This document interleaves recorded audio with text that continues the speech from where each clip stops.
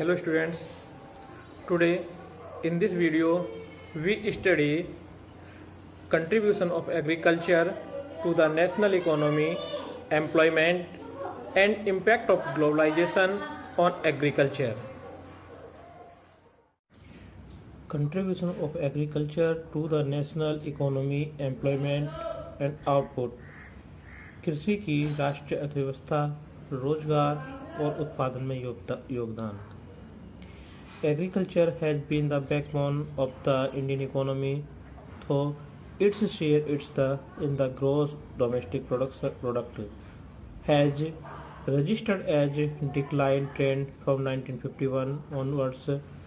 In 2010-11, about 52% of the total workforce was employed by the farm sector, which makes more than half of the Indian population dependent on agriculture for subsistence. भारतीय अर्थव्यवस्था की रीढ़ की हड्डी कही जाती है.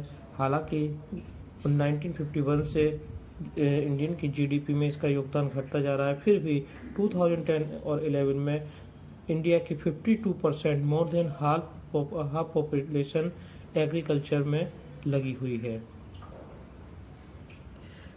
The declining share of the agriculture in the GDP is a matter of serious concern. India की जीडीपी में कृषि का घटता हुआ योगदान एक चिंता का विषय है. Because any decline, the stagnation in agriculture will lead to decline in other spheres of the economy having wider implication for society. क्योंकि कृषि का घटता हुआ योगदान, अर्थव्यवस्था में घटता हुआ योगदान अन्य क्षेत्रों में भी गिरावट लाएगा, क्योंकि हमारी इकोनॉमी एग्रीकल्चर पर डिपेंड है. Considering the importance of agriculture in India, the government of India made concentrated efforts to moderate agriculture.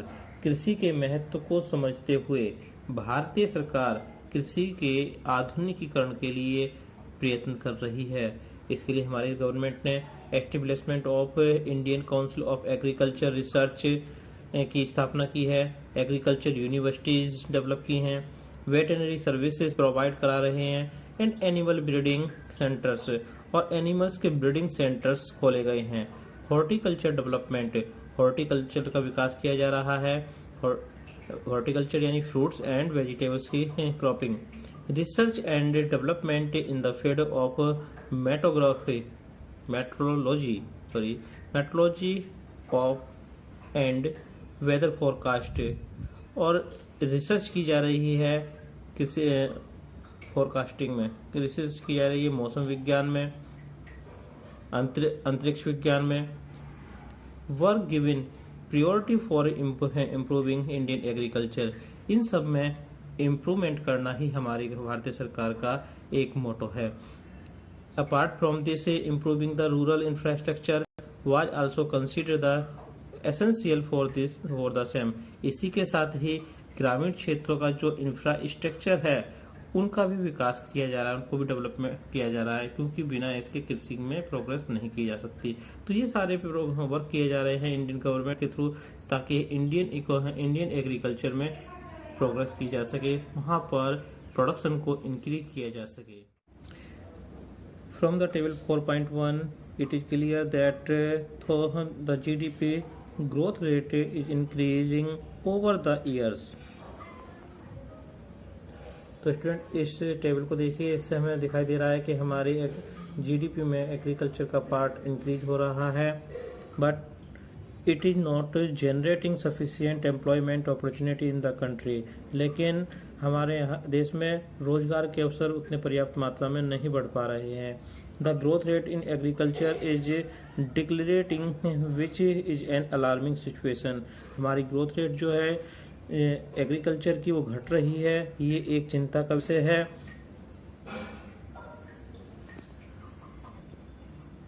Today Indian farmers are facing a big challenge from international competition, and our government is going ahead with reductions in the public investment in agriculture sector, particularly in irrigation power,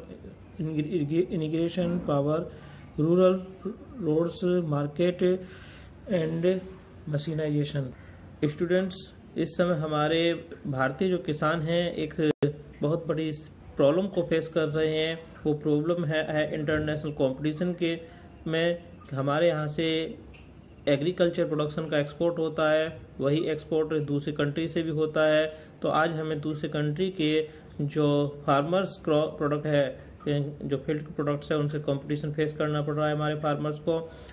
तो एक problem है किसानों के सामने ये। और वहीं दूसरी ओर हमारी जो गवर्नमेंट है वो पब्लिक सेक्टर में पब्लिक इन्वेस्टमेंट को एग्रीकल्चर सेक्टर में अपने डिक्रीज करती जा रही है। इरिगेशन क्षेत्र में हो, चाहे वो पावर में हो या रूरल सोर्ट में हो, मार्केट में हो, या फिर मशीनाइजेशन।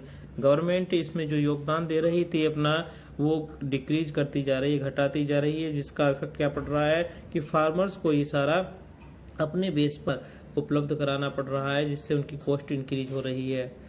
Subsidy on fertilisers is decrease leading to increase the cost of production. Government जो सब्सिडीज देती थी फर्टिलाइजर्स के पर, वो गवर्नमेंट कम करती जा रही है, जिस कारण फार्मर की जो प्रोडक्शन की कॉस्ट है वो इंक्रीज होती जा रही है, जिससे उनका प्रॉफिट घट जाएगा।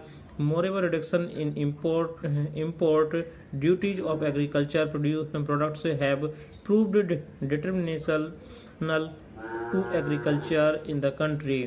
और जहां एक और हमारी इंडियन गवर्नमेंट फार्मर्स को सब्सिडी कम कर रही है, वहीं दूसरी ओर इंपोर्ट एग्रीकल्चर प्रोडक्ट्स पर इंपोर्ट ड्यूटी घटा रही है, जिसकी वजह से विदेशों से हम एग्रीकल्चर प्रोडक्ट्स हमारे यहाँ पर आने लगे हैं और हमारे फार्मर्स को प्रॉब्लम फेस करनी पड़ रही है। Farmers are withdrawing their investment from agriculture causing a downfall in the employment in agriculture. और इसका नतीजा हमें ऐसे देखने को मिल रहा है कि किसान जो है एग्रीकल्चर में अपना इन्वेस्टमेंट कम करते जा रहे हैं, उनकी रुचि घटती जा रही है। यह एक चिंता का विषय है। Impact of globalisation on agriculture. कृषि पर भूमंडलीकरण का प्रभाव। Globalisation is existing from the time of colonisation. भूमंडलीकरण का समय भारत में अंग्रेजी शासनकाल यानी औपनिवेशिकवाद से ही माना जाता है। During 19th century spices were exported to Europe. 19वीं शताब्दी में भारत से मसाले यूरोप को एक्सपोर्ट किए जाते थे, निर्यात किए जाते थे। Specially farmers of South India were encouraged to grow spices which were exported to many countries. Even today, spices are one of the most important export from India। और मोस्टली साउथ के जो फार्मर्स थे उनको encourage किया जाता था इन spices, इन मसालों की खेती करने के लिए, और यहाँ से मसाले यूरोप को एक्सपोर्ट किए जाते थे। आज भी हमारे यहाँ पर मुख्यतः मसाले एक्सपोर्ट किए जाते हैं। Cotton was exported to mills in Manchesters and livelihood for textile industry. और कॉटन हमारे यहाँ पर ग्रो की जाती थी मोस्टली मैनचेस्टर के लिए, यूरोप की फैक्ट्रियों के लिए, टेक्सटाइल इंडस्ट्री के लिए। Indigo was also exported to Britain for textile industry. और यहाँ पर इंडिगो भी विशेष तौर से प्रोडक्शन किया जाता था ब्रिटिश की टेक्सटाइल इंडस्ट्री के लिए। This forced Indigo production and started Champaran movement in 1917 इन बिहार। और इसी कारण से 1917 में बिहार के चंपारण में इंडिगो मूवमेंट भी किया था फार्मर्स ने, क्योंकि फार्मर्स पर उस समय ब्रिटिशर ने इतना प्रेशराइज कर दिया था कि वो अपनी फार्म फील्ड पर इंडिगो की खेती करें। और उस समय किसान को अपने खाने के लिए भी अनाज नहीं उगा पाते थे और उन्हें इंडिगो ग्रो करना पड़ता था। इस कारण वहां के किसानों ने दुखी होकर यह आंदोलन किया था। Agriculture has assumed a different dimension now. आज हम एग्रीकल्चर के डिफरेंट आयाम देख सकते हैं। Farmers in Europe and America are highly subsidised by their governments and thus our farmers are not able to compete with them prices.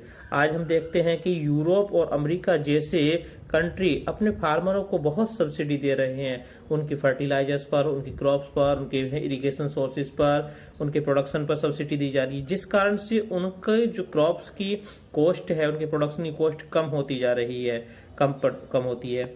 और हमारे यहाँ पर भी हमने पहले बताया था कि इंडियन गवर्नमेंट सब्सिडी कम कर रही है फार्मर्स की, जिससे हमारे इंडियन फार्मर्स की जो क्रॉप प्रोडक्शन की जो कॉस्ट है वो इंक्रीज होती जा रही है। इसलिए हमारे यहाँ पर कृषि प्रोडक्शन महंगा होता जा रहा है फार्मर्स के लिए और उनके लिए सस्ता। तो इस कारण से उनका प्रोडक्शन सस्ता होने की वजह से हमारे फार्मर्स को एक बड़ी चुनौती आ रही है कंपटीशन की, और इस प्राइस कंपटीशन को वो हमारे फार्मर्स नहीं फेस कर पा रहे हैं। Under globalisation, particularly after 1990, the farmers in India have been exposed to new challenges. तो 1990 में हम देखते हैं फार्मर्स इस नए चैलेंज को हमारे फार्मर्स को फेस करना पड़ रहा है। The green revolution has resulted in land degradation and drying up of aquifers and vanishing biodiversity. और वहीं दूसरी ओर हम देखते हैं हमारी गवर्नमेंट ने इसके लिए ग्रीन रेवोल्यूशन भी हमारे यहाँ पर अडॉप्ट किया गया, जिससे फसलों का उत्पादन बढ़ाया जा सके, पर उसके हमें बैड इफेक्ट भी देखने के लिए मिल रहे हैं। उसके लिए हमें लैंड डिग्रेडेशन मिल रहा है, ग्राउंड वाटर लेवल डाउन होता जा रहा है, और तो उसके हमें दुष्परिणाम भी देखने के लिए, बैड इफेक्ट भी देखने के लिए मिल रहे हैं। तो इस टाइप से हम देखते हैं कि हमने देखा कि ग्लोबलाइजेशन के हमारे एग्रीकल्चर पर क्या इम्पैक्ट हुए हैं और हमारी गवर्नमेंट क्या वर्क कर रही है हमारे इंडियन एग्रीकल्चर को इम्प्रूव करने के लिए। सो स्टूडेंट्स, ये हमारा चैप्टर अब यहीं ख़त्म होता है। ओके।